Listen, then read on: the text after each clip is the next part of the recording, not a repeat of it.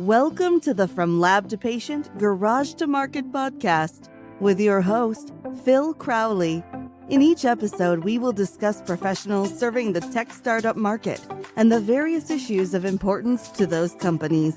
You can find this show on all the major platforms, including YouTube, LinkedIn, Facebook, Apple Podcasts, Spotify, and on our website, CrowleyLawLLC.com. Now here's the host of From Lab to Patient, Garage to Market, Phil Crowley.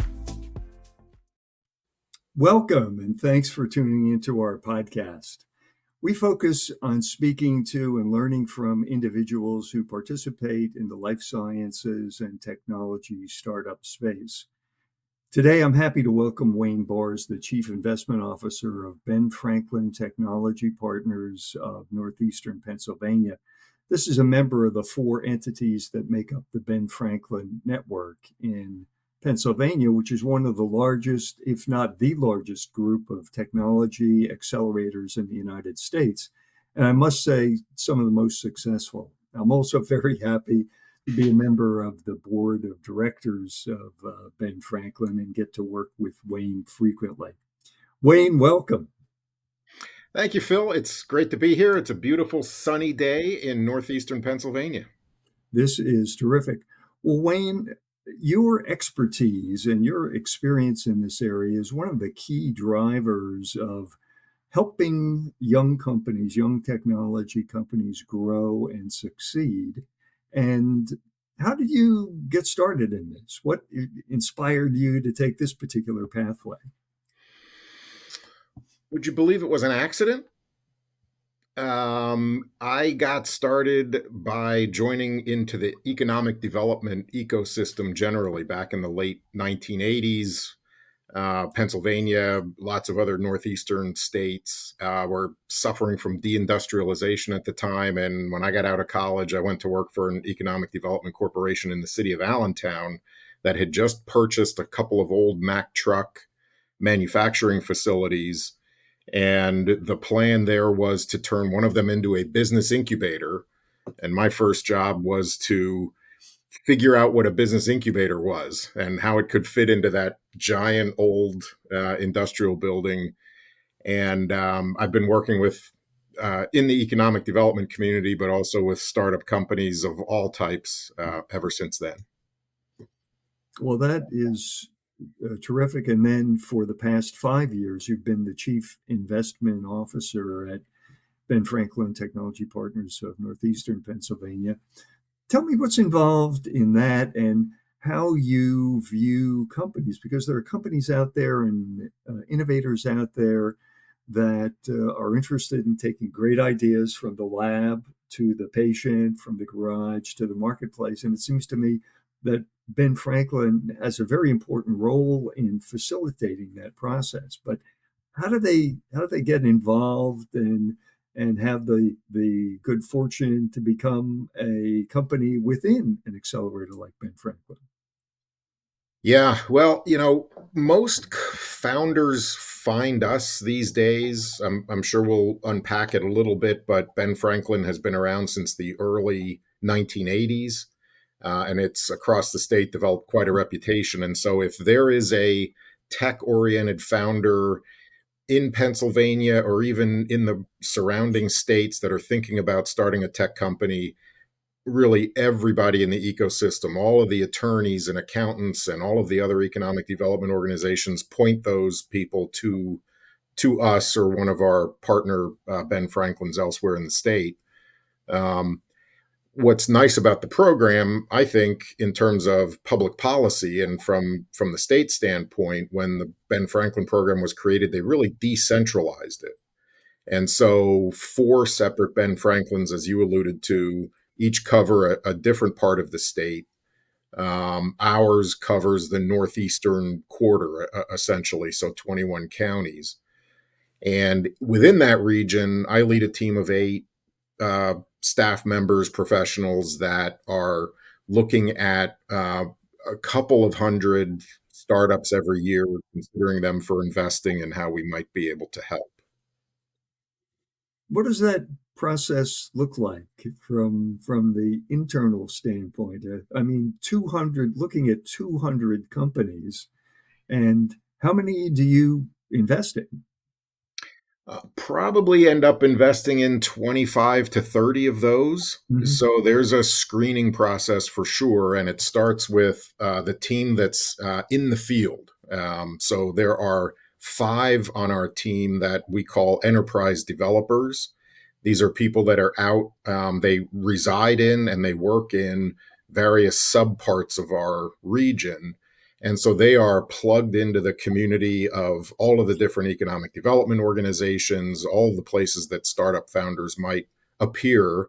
Hmm. Uh, and they're the ones doing that early vetting and early meeting. They might get somebody referred to them. They'll spend a couple of hours with them, talk about how we operate, get to know that business plan a little bit. And if it feels like something that would be a fit for us, then they schedule that founder to come in and meet the rest of the team, the rest of the portfolio group. Hmm. And we probably look at 5 or 6 companies a month that come in and provide a presentation. We give them a 90-minute window.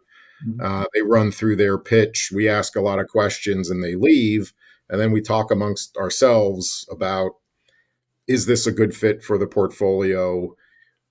Do we want them to fix a couple of problems first, or are they ready for funding? And Hmm. then we start that process where they submit material to us. We ask a number of outside reviewers. These are people like you, Phil, that Hmm. have background in a particular industry. We send them the material. You provide us feedback. We ask about 12 questions. We get all that feedback and then we share it with the company. And we'll say, you know, this reviewer, we wouldn't use your name. We always anonymize these. We'd say this reviewer really challenged your thinking around the sales and marketing strategy. Give us a Hmm. little additional information. And all of that, the presentation, the material the company submits, the reviews, the responses to the reviews, Hmm. all of us in that group then meet once a month. And we did it 2 hours ago. We had our meeting for this month, and we talk through all of that material, and that's when we make a decision. We're going to recommend these companies to the board. These need to bake a little bit longer. Um, I think that's the process. All right, and then it comes to the board of directors, and you make your presentation about the companies, and then we have a discussion about our assessment as to whether or not the companies fit into our portfolio. And typically, it's not something where we can say there's a 100% assurance that the company is going to be successful, but they have the right trajectory, the right characteristics, then typically we're willing to make the choice, make the investment based on the input that we get from your expert staff.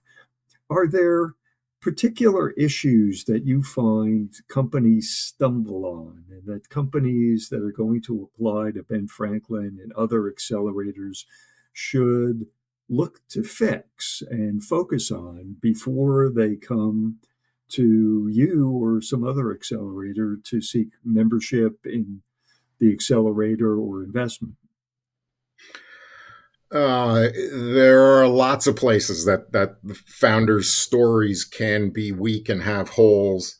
Um, we're dealing with typically 80% of our clients, maybe 80% of our clients are first-time founders. Mhm.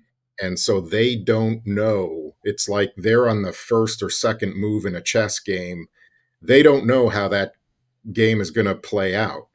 We've seen lots of chess games, and Right. so we have a sense of where the moves might happen and where the traps are. And certainly sales and marketing. We refer to it as evidence of customer demand. Right. I don't like to see a big market study that says AI is a $10 trillion industry. I already know that. I want to know how you're going to go in with your product or service that you've created or begun to create or even just conceptualized. Have you started to show it to real customers, get some feedback? I don't need sales yet. We're typically not seeing companies with revenue, but I want to see that you've talked to actual customers and that you're not just winging it based on what you believe the market might be interested in. So sales and marketing, thinking how to go to market is a big challenge. How to build the organization. The companies show up, and financial projections is another place where they're weak. But they'll show up with a set of financial projections, even if they're good and reasonable. There's numbers in there that I don't think many of them have thought through what this means. If sales are going to be $10 million in 3 to 5 years, Right. do you know what that looks like as an organization? You've got a salary number in there that you just tied to a percentage of revenue. Do you know how many people you have to hire and how hard it is to hire, and that process, and how many customers does this represent? How many potential customers do you have to touch? So we don't typically look at the financial projections necessarily as, are they right or are they doable? But we look at it for the thinking of the founder. Are they tying the pieces together? So is it internally logical in the way that they've looked at it? So I could go on and on. Sales and marketing is an issue. Financial projection and knowing how to build an organization, because at some point, if that company is going to have success, they're going to go from 8 or 10 people that founder has a span of control, and they can work with that. They can manage all of that decision making. But if you're going to get to 20 people, 50 people, you're going to need a different hierarchy. And we often see founders struggle when they get to that point. So we're always challenging early to see if they have a sense of where this is going to go from an organizational standpoint. Well, it sounds, Wayne, like you and your team also provide some almost business consulting to the companies that are within the accelerator to ask those inconvenient questions, to help them think through things. And I've always thought that having a business plan is necessary, but the business plan, I tell my clients, is always wrong. But the value is going through the business planning process forces you to do what you were just saying, which is to integrate all the elements together and see how they interact with one another, because it's not just in the life sciences, we say the man with the molecule. So he's got a molecule and it's just one person. He gets hit by a bus, that's the end of the company. Right. But having the foresight and the knowledge to be able to see the other parts of the puzzle. And I think that you focused on some that I've mentioned in some materials that I have on my website. I'll just mention I have on my website, Crowley Law LLC.com, a book called The Top 10 Causes of Failure for Technology Startups and How to Avoid Them.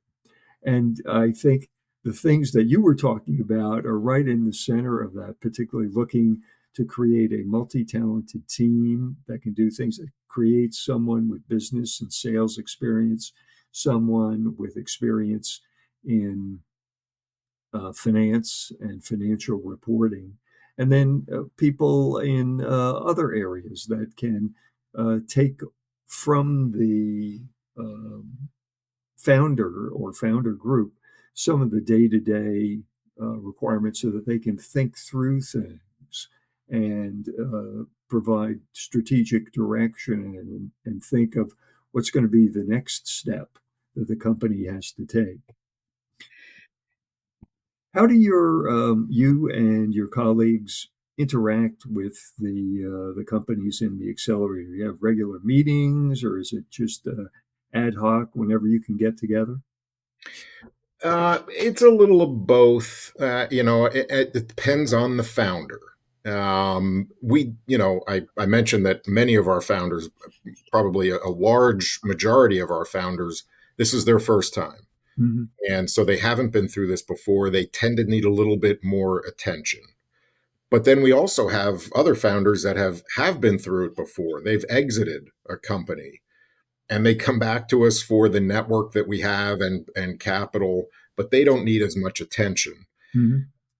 From a standard operating procedure standpoint, though, so we look at our 21 counties, our Northeast PA, we break that down into 4 subregions. We have people in charge of each region. Mm-hmm. And once a quarter, we meet with those individual subregions and we go over every company in the portfolio. So we're always collecting financial statements. And that developer, the person responsible for that part of the region, has updates. Here's what's happening with company X. Sales are down, sales are up. They're raising money. They just raised money. They need our help with X or Y. So I'm getting my head around the companies at least 16 times a year, Mm-hmm. 4 regions quarterly. And then we've got lots of other frequent updates. But I would say every company probably gets a touch from us at least twice a year. Most of them are probably 4 to 8 times a year. I see. And then we're bringing them into other activities, right? Mm-hmm. So we have education sessions, as you know.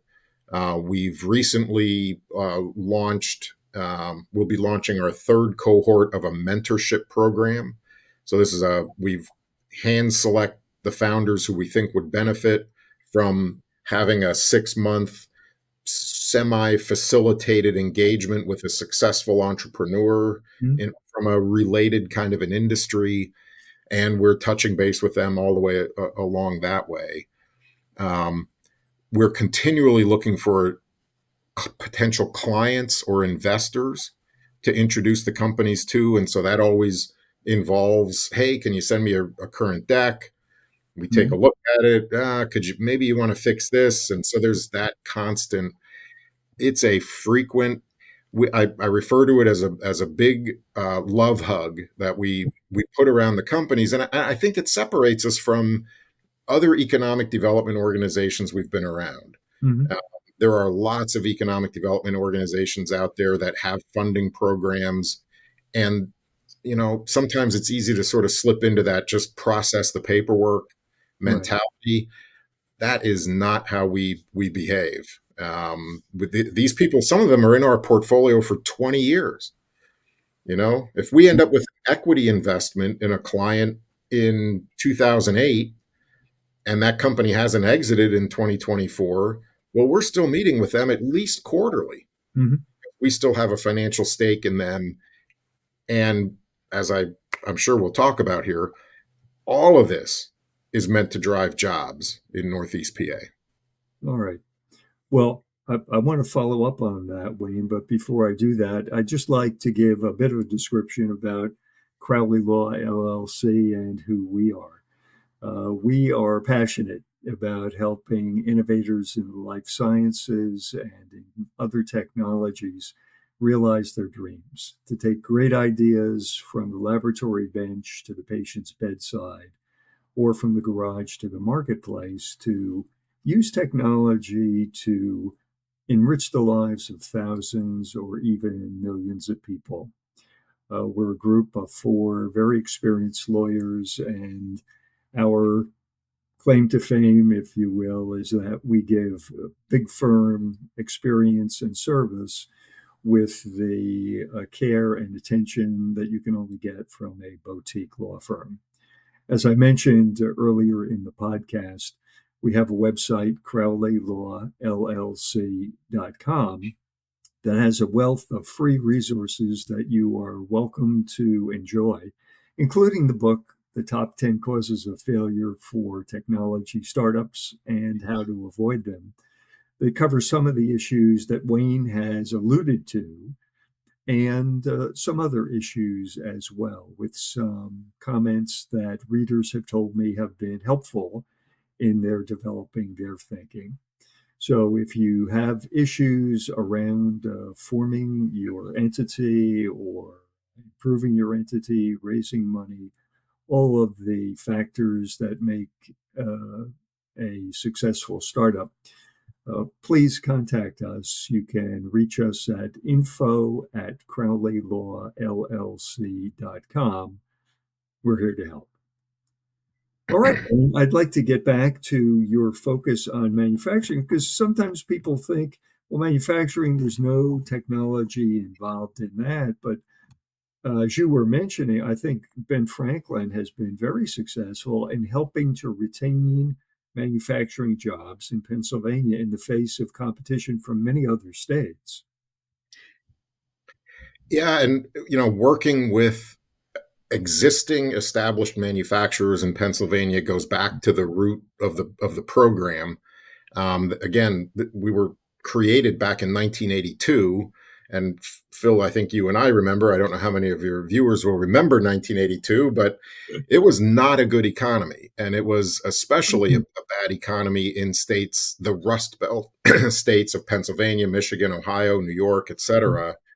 We were losing manufacturing companies, by the hundreds.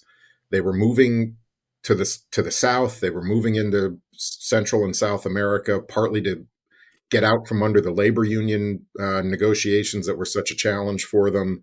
Mhm. But at the same time, those manufacturers were facing global competition. I mean, I remember you study economics a little bit of the US, and globalization really didn't have an impact on our economy in the way that it does today until around the late 70s, early 80s. And so foreign imports, Japanese imports back in the day were the big ones. We talk about China today, but obviously Japan was the big one at that point. So part of the reason for the creation of the program was to help our existing manufacturers get more competitive on a global stage.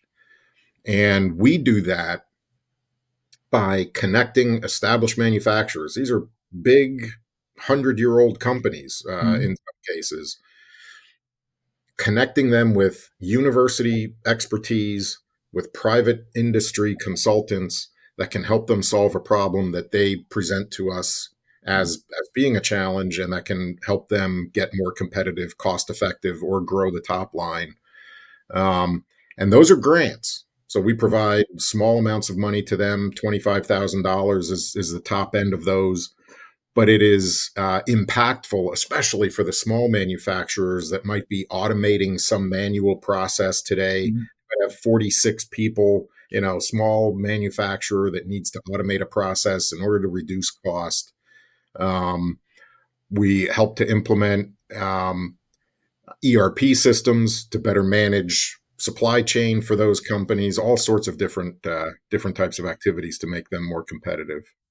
Well, it seems that one of the tremendously valuable services that you provide is the access to the experts and university experts in areas that a company might not otherwise be able to access. And I note that Ben Franklin of Technology Partners of Northeastern Pennsylvania is actually on the campus of Lehigh University, so one of our leading technology universities in the United States, and has access to the faculty there and experts uh, throughout the Ben Franklin network, throughout the wonderful colleges and universities that are present in Pennsylvania.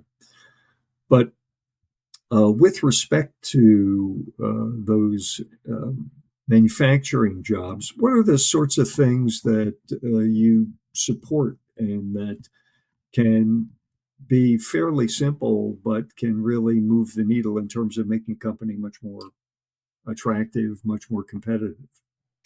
Yeah, one example is a company called Noble Biomaterials. They're up in the Pocono region.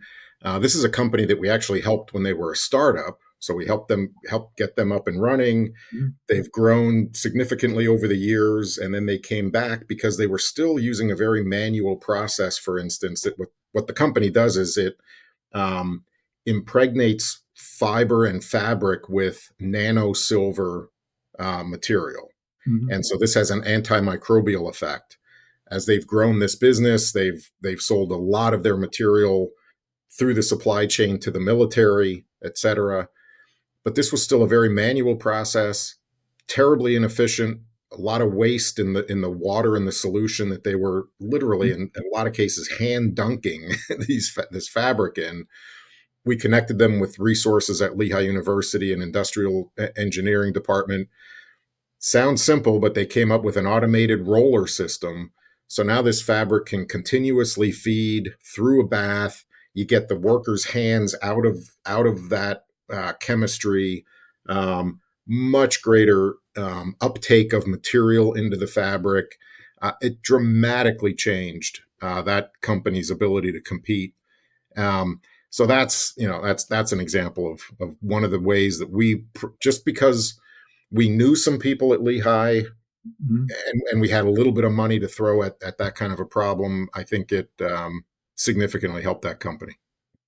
It seems to me that the ability to do that and to access the expertise from the outside and help these companies move forward requires that you have a group of dedicated and expert people who understand people to be able to deal with the acerbic entrepreneurs, but at the same time have some technical expertise. These days it's hard to find people. How does Ben Franklin go about doing that? You've struck on something that I think about and I talk about as a major asset for us a lot. Over the years, I think companies show up at our door to get the money. But what they don't realize is that as undercapitalized as they may be, they are under-networked.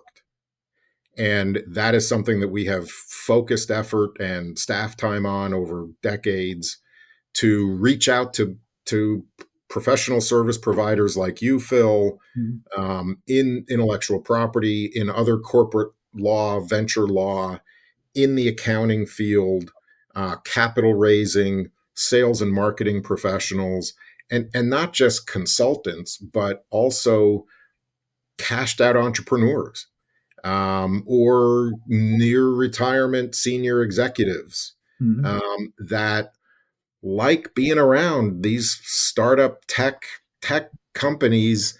They like participating in that way. Many of them, it's unbelievable how much time we're able to get for free from our, what we call the solutions network. Companies cause problems. Our solutions network creates solutions, I think is where that name came from. Sounds right. And we're able to make those connections. And you're right. We're not just looking for the expertise, but we're looking for the people in that solutions network that have a personality, right? That can give tough love if it's needed, but that want to be part of this ecosystem. We couldn't possibly do any of this. We've got a staff, like I said, of 8 of us on this portfolio group. We've got some disciplines where we go 2 inches deep in knowledge, but for the most part, we don't know what kind of technology is going to walk through the door, and so our knowledge is like the size of a lake. It's super wide, but it's generally pretty shallow. So we need outside expertise to help deepen our capabilities. So it sounds like this external network of yours is a real valuable supplement to all the other services that you're able to deliver through your regional discoverers of startups and from you and the team internally. What do you like most about what you do? It's complicated. I like being challenged. And, I've been in this role for 5 years, chief investment officer, but for 19 years before that, I ran our tech ventures incubator facility. And so many kinds of not only technologies would walk in my door every day, but personalities. Yes. And the nature of the problem that they were having. So I'd often come home and I'd say to my wife, I feel like a burned out transmission today because we shifted gears so many times and there wasn't always time to step on the clutch. So I love that. And and having an impact. I mean, it is just so incredible to watch some of these founders show up with an idea. They know deep inside, they know when they show up at the first day, they don't quite know where they're going. Mhm. They have to put on a brave face. But then to watch them develop is and grow when they have success, it's just very, very cool. And I was born and raised here in Northeast PA in the Lehigh Valley. So for me to be able to contribute to the economy in this way has always been a beautiful part of it as well. Well, that's good. That is certainly a good reason. Uh, I know from my work on the board that one of the great things about Ben Franklin Technology Partners as a network is you do receive some support from the legislature, and you're able to show with real numbers, not fake numbers, that for every dollar the legislature gives to Ben Franklin to support its efforts, you return $3 in extra tax revenue, $4, $4. Yep, $4. $4 in extra tax revenue to the state. And it shows the success that the Bens are having in having an impact on technology development and saving manufacturing in Pennsylvania. Where do you see the future of the Ben Franklin Network going? I mean, right now you are, I think, one of the largest, if not the largest, technology accelerator networks in the United States, tremendously effective. What more can you be doing? Would you be doing if you had more money from the legislature? Wow. Well, there's a lot, right? And so you refer to that one of the largest networks. In our region, we have 14 physical incubators. So these are a combination of, with our support, they're accelerators, right? Right. The difference between an accelerator tends to be about the funding and the connections. When you add the word incubator to it, you're also talking about physical space. Right. And we've been both of those since 1982. We were an accelerator before anybody knew what an accelerator was. Right. Um, and so there are 14 of these incubators throughout our region. Most of those are owned and operated by other economic development partners in those regions. So that's a big part of it. We'd love to expand our support of those programs. Hmm. With more money, there are a few things we'd like to do. We'd like to supplement whenever a company lands an SBIR or an STTR grant or some form of federal funding for R&D, we'd love to hold up extra cash to help support a match of that. Hmm. Um, I've been on a mission the last couple of years to do a better job of connecting life science companies in our region with the healthcare systems that are in our region. We've got 5 major healthcare networks in the region, and I would love to find ways to leverage them in a better way by introducing a client, maybe developing a clinical study at that hospital and helping to fund some of that. That way, we're contributing in 2 ways with the same dollar in Hmm. the region, I think. So I think those are, and we could use more team members. One of the unexploited technology ecosystems in the Lehigh Valley in particular is the semiconductor industry. Hmm. Going way back into the 50s, Allentown in the Lehigh Valley was the first place on earth that transistors were manufactured. Hmm. Bell Labs. And Bell Labs had thousands and thousands of employees over the years. And it's amazing how many of those folks are still around, started companies out, left Bell, started companies, sold those companies to other bigger companies, and are still here. Hmm. So in our region, we've got Cisco, Broadcom, Intel, Infinera, Coherent, others that have hundreds of employees each. But there's been no glue to help create synergies among them. So, boy, we could use somebody deep in that technology and to generate synergies out of that. I just spent an extra few $1 million. So. Well, Wayne, that is terrific. We're just about out of time, and I want to thank you. I thought this was a really great exposition of what Ben Franklin and the Ben Franklins are doing, what it's like to be in an accelerator, and also the extra, not just money, but support and thinking and expertise that a high quality accelerator like Ben Franklin Technology Partners of Northeastern Pennsylvania can provide. And so I thank you. And I want to say to our viewers that I hope you gained a good deal of understanding from this particular podcast, and hope you will subscribe so that you can see more. Thank you very much. Thank you, Wayne. Thanks, Phil. You've been tuning into the From Lab to Patient, Garage to Market podcast with your host, Phil Crowley. You can find this show on all the major platforms, including YouTube, LinkedIn, Facebook, Apple Podcasts, Spotify, and on our website, CrowleyLawLLC.com. If you found this information helpful, please subscribe, like, leave a positive review, and share with others.